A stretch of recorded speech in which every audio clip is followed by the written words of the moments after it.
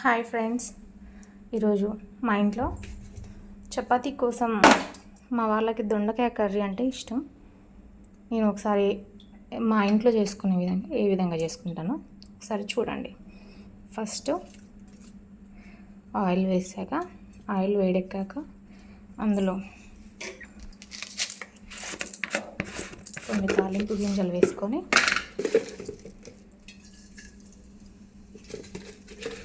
జీలకర్ర, ఆవాలు, పప్పు వేసి కొంచెం వేగాక అందులో మిర్చి వేసి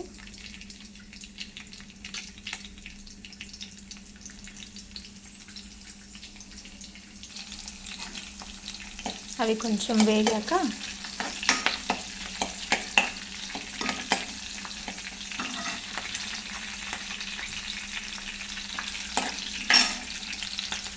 ఇందులో కరివేపాకు వేసుకోవాలి.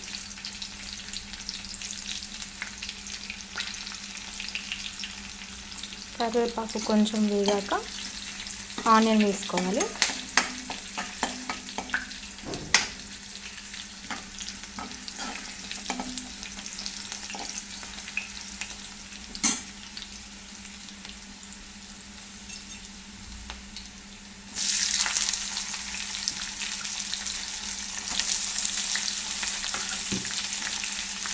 ఇది కొంచెం వేగాలి. వేగేంత వరకు లో ఫ్లేమ్లో పెట్టుకొని వెయిట్ చేసుకోవాలి.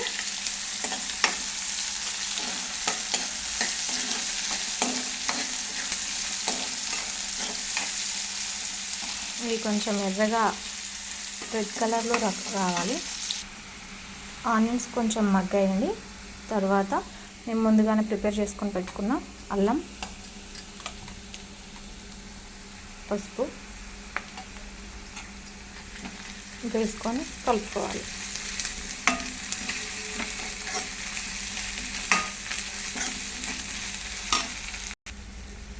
తర్వాత ఇందులో కట్ చేసి పెట్టించిన దొండకాయ ముక్కలు వేసుకోవాలి.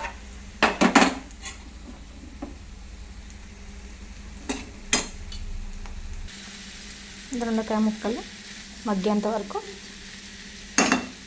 మనం మూత పెట్టేసుకోవాలి.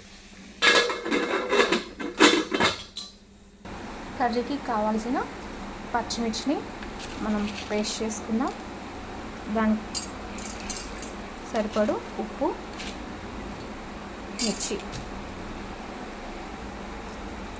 కొంచెం జీలకర్ర వేసి మూడింటిని గ్రైండ్ చేసుకొని పక్కన పెట్టుకోవాలి.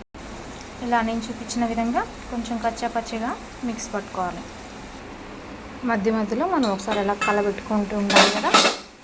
ఒకసారి చూద్దాం. కొంచెం మగ్గింది ముక్క. లో ఫ్లేమ్లో పెట్టుకొని ఇంకొకసేపు ఫ్రై చేసుకొని కారం వేసేసుకున్నాను. చూడండి, ముక్క మంచిగా మగ్గిపోయింది. చూసారా, ఆ గ్రీన్ అనేది పెసర గ్రీన్ కలర్లోకి వచ్చేస్తే ముక్క ఉడికిపోయినట్టు అర్థం అన్నమాట. ఇప్పుడు మనం ఇందులోకి మనం ముందుగానే పెట్టుకున్న మిర్చిని వేసేద్దాం.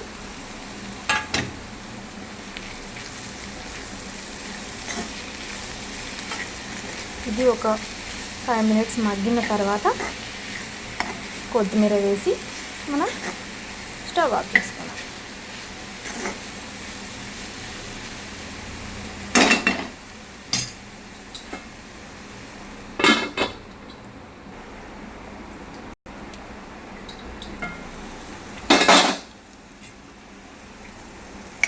ఆహా ఏమి రుచి అలరామైన రుచి కదా. అలా ఉంది కదండి దొండకాయ కర్రీ.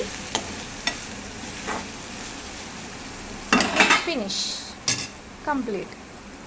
దీన్ని ప్లేట్లోకి సర్వ్ చేసుకొని మీకు చూపిస్తాను.